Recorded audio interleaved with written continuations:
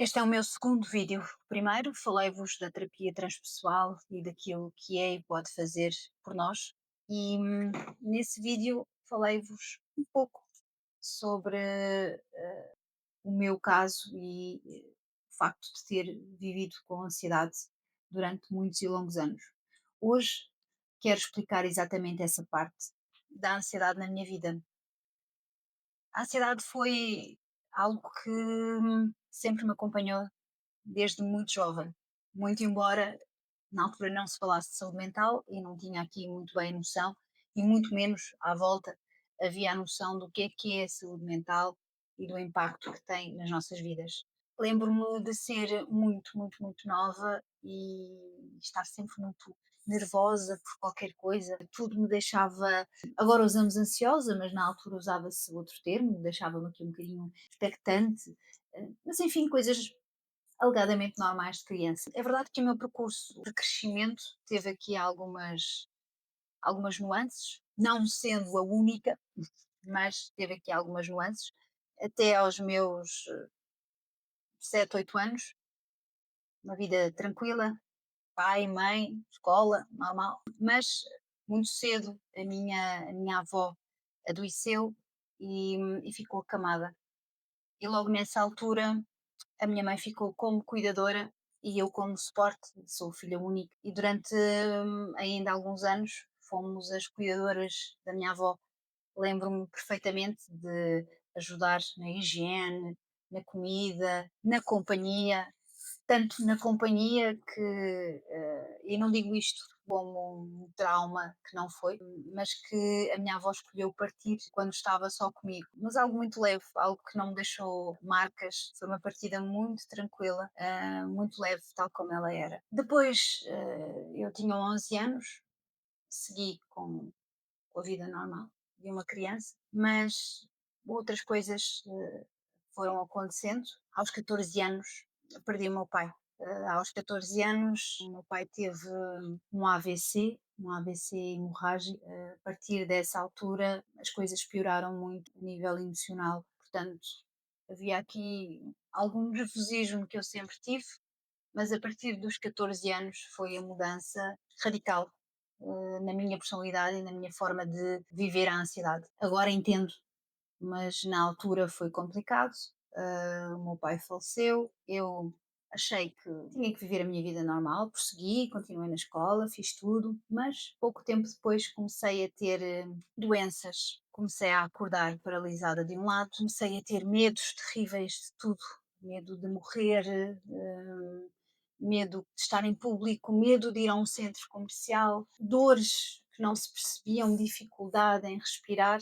Nesta altura não se falava em saúde mental, ou pelo menos não se falava da forma que se fala atualmente. Por isso, a minha mãe fez o que sabia e correu comigo todas as especialidades médicas, todas. Eu fui a alergologistas, eu fui a cardiologistas, eu fui a dermatologistas, eu percorri todas as especialidades em busca de uma resposta. Quando a resposta estava na minha cabeça, o corpo simplesmente falava e mais tarde eu vim a perceber que é isto que chamamos o sistema psicossomático, quando o nosso corpo não, quando a nossa mente não consegue gerir as emoções, não consegue gerir o que lá está, acaba por enviar mensagens e sinais ao nosso corpo, começamos a ter vários tipos de patologias. É muito comum um ansioso ter problemas digestivos, gastrointestinais, dores de cabeça, reações alérgicas.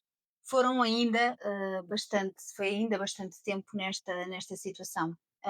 Aos 16 anos, mais um percalço na minha vida, como filha única, a minha mãe teve um AVC. Ora, com 16 anos a nossa maturidade não é, não é muita ainda, e nessa altura ela foi internada também com um AVC e por exclusão de partes eu achei que ela iria ter o mesmo fim que o meu pai teve. Recordo-me muito bem de estar à porta do hospital com o saco da roupa da minha mãe e de pensar que, ok, o meu pai morreu, a minha mãe vai morrer, eu vou procurar trabalho. tenho que garantir o meu sustento, tenho que garantir a minha vida.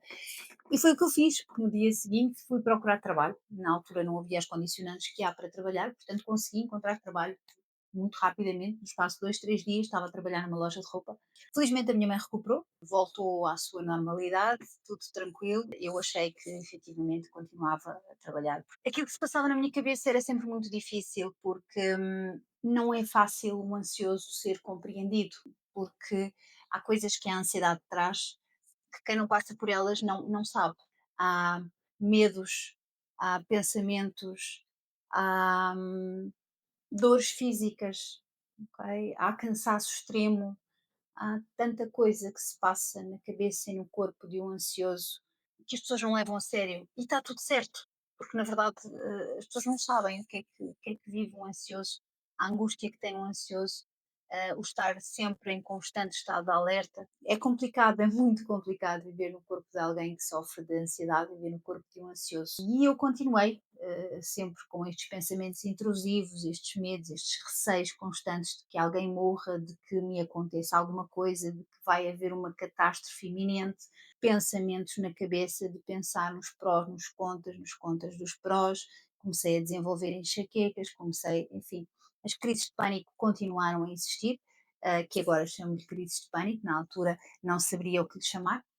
Só aos 18 anos é que pela primeira vez eu tive uma consulta de psicologia e no decorrer dessa consulta, e ainda hoje agradeço a essa pessoa, porque foi a pessoa que me fez pela primeira vez perceber que a psicologia era uma área maravilhosa. Foi alguém que, para além de perceber o que se passava comigo, me escutou sem julgamentos e me deu resposta. Porque há uma coisa que as pessoas não entendem: um ansioso tem que ter respostas. Não vale a pena dizer a um ansioso que é mais ou menos assim ou depois a gente fala. Não. Quando alguém diz a um ansioso que depois a gente fala, na cabeça desta pessoa surgem 1500 possibilidades e nenhuma delas é boa. Portanto, deixo aqui a dica para quem não é ansioso e lide com o ansioso: ou fala ou não fala. Não me diga que depois fala, porque não vai acontecer, porque o ansioso vai ficar num caos mental, porque vai ficar a pensar: é uma desgraça, isto funciona para tudo, profissionalmente, relações afetivas, relações familiares, tudo, tudo. Este psicólogo explicou-me na altura que isto era uma reação do meu sistema psicossomático, lá está, porque na verdade eu não tinha feito o luto da morte do meu pai. Algo que nós achamos que muitas vezes, bora seguir em frente, surge uma situação complicada e nós vamos seguir em frente, vamos andar, vamos fazer. Quando estamos a falar daqui de uma questão relacionada com o falecimento, tem que haver um luto, ok? Um luto não é o vestido preto. O luto é um processo interno, é um processo mental que o nosso consciente e o nosso subconsciente precisa de passar. Há todo um arrumar de gavetas que é muito importante para encerrar, para que nós possamos recordar a pessoa com saudade, mas de uma forma em que aceitamos que a pessoa partiu. E o luto tem várias fases e eu não fiz nenhuma. Eu saltei para a final, já passou, está tudo certo, seguimos em frente. E o meu corpo disse: não, não é isso que vai acontecer. E portanto comecei a ter todos estes sintomas que, com a ajuda deste psicólogo na altura, diminuíram e realmente conseguimos aqui algumas melhorias. Mas a ansiedade não passou, as crises de pânico, estas, estas questões mais óbvias passaram, mas a minha mente ninguém sossegava. Mas houve algo que eu, desde muito nova, pensei, aprendi, oi meu, que é pensar sempre qual é o próximo passo. E aqui não foi diferente. Eu pensei também qual é o próximo passo. E o meu passo foi tentar compreender a mente. E foi nesta altura que eu decidi voltar aos estudos, decidi tirar psicologia, um bocadinho na busca de respostas. E hoje eu entendo que aquilo que eu procurava era respostas para mim, com aquela ideia de que não, eu vou ajudar os outros, não, eu quero me ajudar a mim. E é isso que eu tenho que perceber, preciso de ajudar os outros. Fui para a faculdade, fiz a licenciatura, não encontrei trabalho na área e trabalhei em outras áreas, mas sempre, sempre a viver a ansiedade, sempre com angústia, desespero. eu uso este termo que não é o mais bonito, mas é aquele que eu encontrei para definir aquilo que eu sentia. Sempre a lidar com os meus demónios internos. Porque havia sempre coisa, a minha cabeça nunca estava limpa, nunca estava tranquila. Era sempre pensamento atrás de pensamento. Qual é a próxima catástrofe? E se eu não conseguir fazer bem? E se eu não estiver dentro das expectativas? E começamos a criar uma personalidade em volta da nossa ansiedade. E começamos a acreditar que somos assim. Eu sou assim. Eu sou uma pessoa assim. Eu sofro por antecipação. Eu estou sempre a pensar demasiado. Eu não consigo relaxar. E começamos a aceitar que a nossa vida é assim. E não é. Não é assim. Esta é a personalidade de uma pessoa que durante anos traz às suas costas a carga da ansiedade.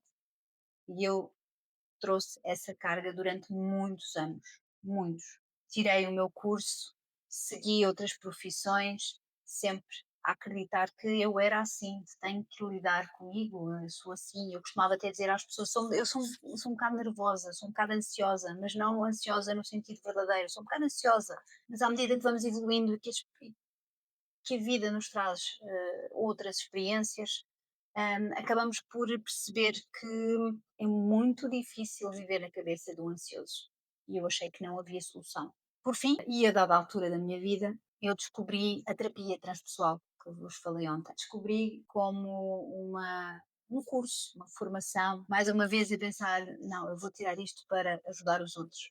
E sim, mas a primeira pessoa que eu precisei de ajudar foi a mim própria. E é verdade que essa formação, o facto de ser terapeuta transpessoal, fez-me entender muita coisa, fez-me procurar ajuda dentro dos meus colegas terapeutas, seguir o protocolo da terapia transpessoal e perceber que a ansiedade não tem que comandar a nossa vida. Não tem. E vocês podem perguntar: então, mas nos dias de hoje curaste a tua ansiedade? Já não és ansiosa? Calma. Foram muitos anos de ansiedade e foram muitos anos a construir uma personalidade com base na ansiedade. Se eu consigo viver atualmente uma vida tranquila, plena, consigo. Se há momentos onde me sinto ansiosa, sim. Se há situações onde a ansiedade vem ao de cima, claro que sim. Mas agora eu tenho do meu lado técnicas que ajudam a controlar essa ansiedade e, sobretudo, consegui perceber que a ansiedade é um sintoma e este sintoma teve uma origem e foi à origem que ele foi tratado. Aquilo que causava a ansiedade foi tratado, foi destraumatizado, foi reintegrado, foi-lhe atribuída uma nova carga emocional. Agora, a verdade é que construímos uma personalidade em cima da ansiedade e isso acaba por definir um bocadinho a nossa forma de ser e de estar na vida. E de repente, quando às vezes estamos sós e começamos assim, "Ah, minha cabeça até, uau, não estou a ter nenhum pensamento estranho, que é que se passa comigo?" Começamos a estranhar o facto de conseguirmos encontrar paz, mas sobretudo encontramos técnicas, e são essas técnicas que eu também ensino às pessoas que acompanho, quer através da hipnose, da terapia transpessoal, num todo. São essas técnicas. O objetivo é, sobretudo, dar ferramentas para que vocês, nós, consigamos viver uma vida e saber controlar estes pequenos resquícios de ansiedade que ficam dentro de nós, porque ficam, claro que ficam, mas nós conseguimos dar a volta a eles, nós conseguimos contornar estes pequenos medos que às vezes surgem, sofrimentos por antecipação. É possível viver uma vida, é possível conquistar uma vida com tranquilidade e com paz. E a mim, a terapia transpessoal ajudou-me, porque eu sofri de ansiedade desde muito nova. E hoje em dia, o sucesso do meu trabalho deve-se em parte ao facto de eu saber perfeitamente aquilo que se passa quando alguém me procura e quando alguém me diz que é ansioso.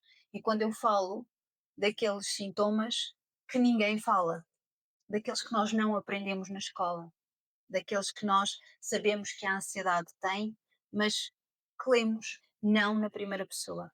E eu sei na primeira pessoa o quão angustiante é viver com ansiedade. e toda a condicionante que isso traz à nossa vida, aos nossos relacionamentos, ao nosso trabalho. Por isso, estou aqui para vos ajudar e hoje conto-vos a minha história, mas também vos deixo aqui a possibilidade de colocarem nos comentários temas que gostassem que eu falasse aqui ao meu alcance. Eu irei hum, passar-vos em vídeos. Este é também um sonho de longa data, poder partilhar experiência daquilo que passei, daquilo que sou e daquilo que faço através deste canal e, sobretudo, para que saibam que não estão sozinhos. Se gostaram deste vídeo, subscrevam o canal para que eu possa continuar a produzir mais conteúdo. Eu sou Inês Ribeiro, hipnoterapeuta e terapeuta transpessoal. Até ao próximo vídeo.